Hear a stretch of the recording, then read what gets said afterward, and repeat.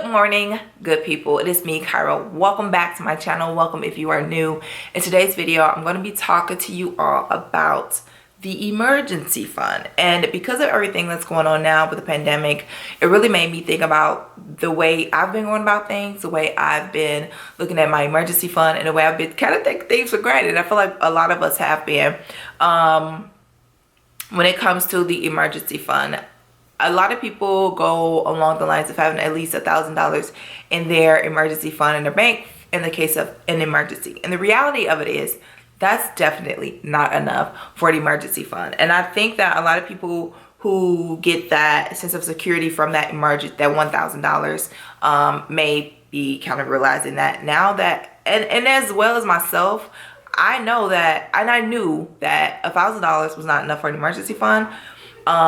Or even a starter emergency fund, because I think that some people get the misconception that an emergency fund is $1,000. That's not the case. That's a starter emergency fund. An emergency fund should at least be 3 to 6 months. A fully funded emergency fund should be 3 to 6 months of your expenses, your monthly expenses. For me, my goal is to save 3 to 6 months of income, because my monthly expenses are going to come from the income of what I get every month, right? So my income is usually more than what my monthly expenses are. So if I can get my monthly income saved over a period of time, of course, then I will be okay for like 6 months. And just set that goal, put that money into your emergency fund, and when you get that goal, you can start to invest and all of that stuff.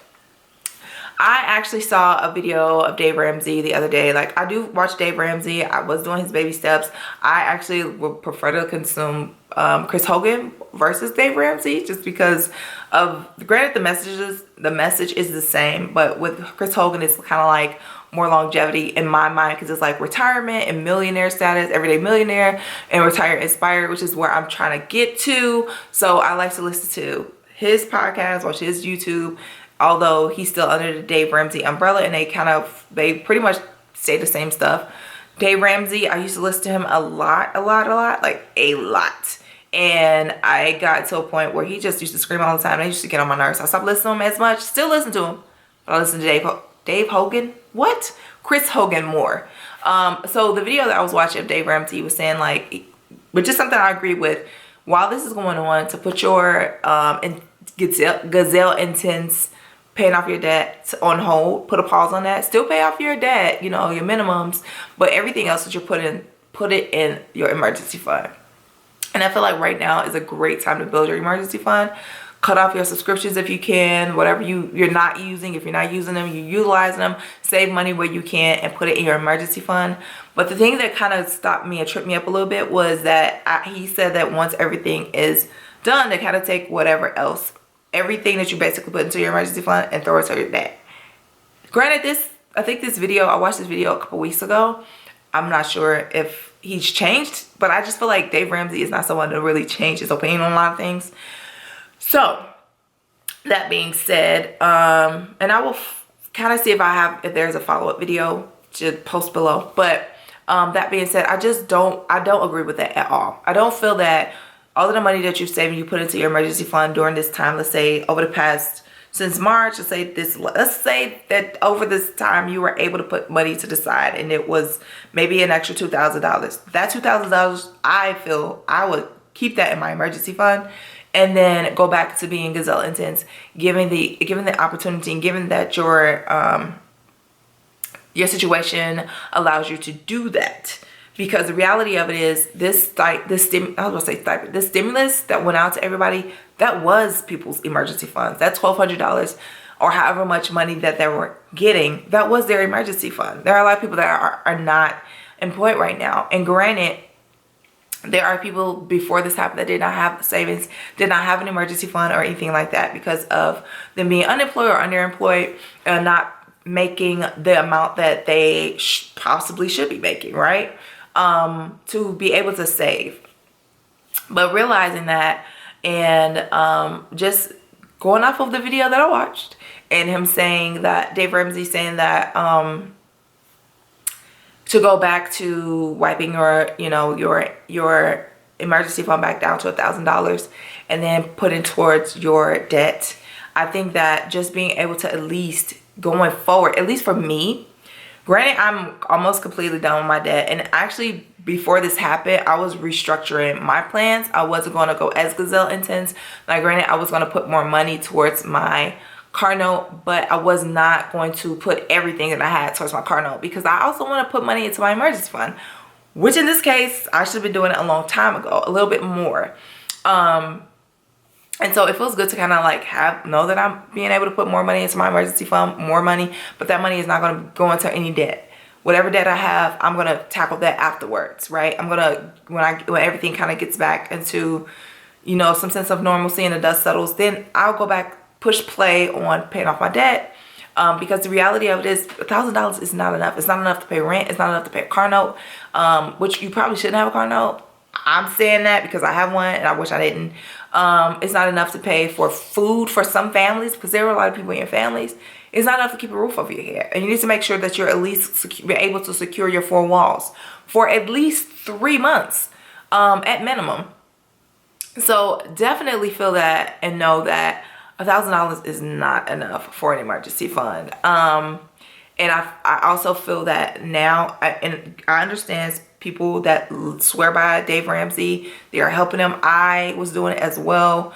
And I appreciate that, but that I just really, everything that's going on, it really makes me reassess my thoughts when it comes to finances and emergency funds and things like that, which is why I changed to saying, you know what, instead of having 3 months of expenses, monthly expenses, why don't I have three months of income saved, so that I know for sure I at least have that sense of that security for the 3 months that I definitely have, you know, my rent or my mortgage or whatever I have, I definitely have, because this is my income, that this is the amount that I was paying, budgeting before, right?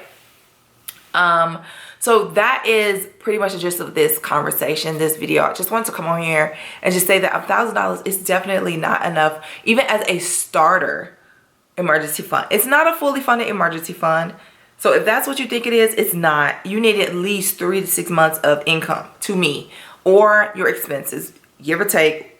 It's, you do it with your money, what you want. You pick that, you pick whichever one you want. But I just feel like it's definitely not enough. And it just really makes me reassess the things that this pandemic is really making me reassess some things when it comes to finances and emergencies and urgencies and things that is needed versus things that's not needed for me and my family. But yeah, that's pretty much it. Let me know what your thoughts are on having a $1,000 emergency. Do you feel like after this pandemic is over that you would keep your money in your emergency fund? Do you feel like it's better to just keep building off of that and just put more money? Because I feel like I'm going to just start putting more money towards my emergency fund even while I'm paying off my debt, because I don't want the sense of anxiety or not having the security that I need. Because like I said, for some people that $1,200, $500, the stimulus that was paid to them were their emergency fund. So how do you budget that? How do you survive off of that? So that is pretty much it for this video. I hope it made sense. I hope what I'm saying makes sense.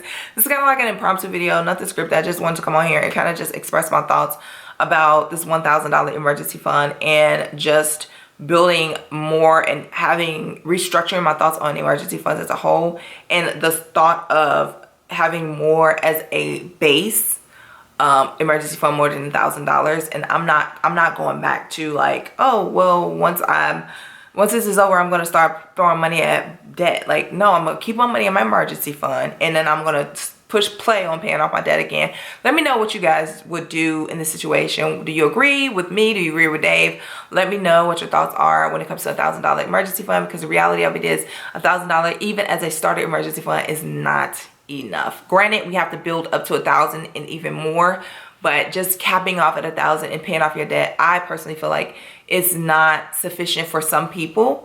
And at this point, it's not necessarily sufficient for me. I need a little bit more in my emergency fund, at least a month or two of my household income, which is going to take some time to build, because right now nothing is secure, nothing is guaranteed. My job is not guaranteed. Granted, I'm working from home, but even the medical field, the medical industry is being hit hard by this pandemic. So for me, my focus is just being able to build as much emergency fund as I can. I do want to invest. I'm not going to lie about that.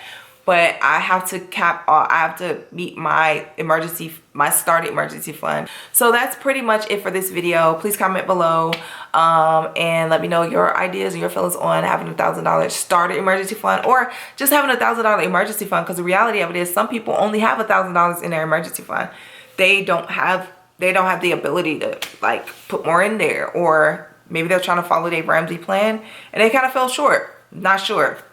But please comment below your ideas and your thoughts on having a $1,000 starter emergency fund or $500 starter emergency fund. Yeah, that's it for this video. I am Kyra. If you watch this video to this point, you have not subscribed, please make sure you do so for more videos like this and a whole bunch of other stuff that I talk about on my channel, okay? Thank you guys so much for watching. Comment, like, subscribe, share, and I will see you guys in the next video. Bye.